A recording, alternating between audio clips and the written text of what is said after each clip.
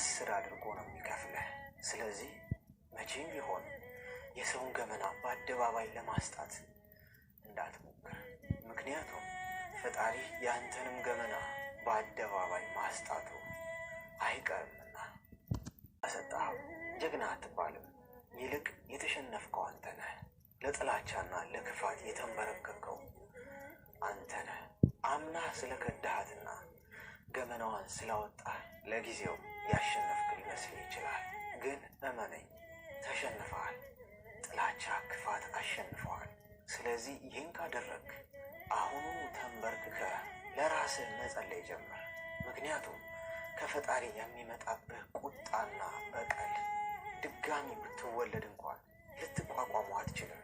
ፈጣሪ ሲበቀል ደግሞ አንዱን ጥፋትህን 10 አድርጎ ነው የሚከፍልህ።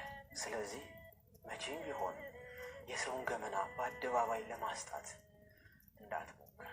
ምክንያቱም ፈጣሪ ያንተንም ገመና በአደባባይ ማስጣት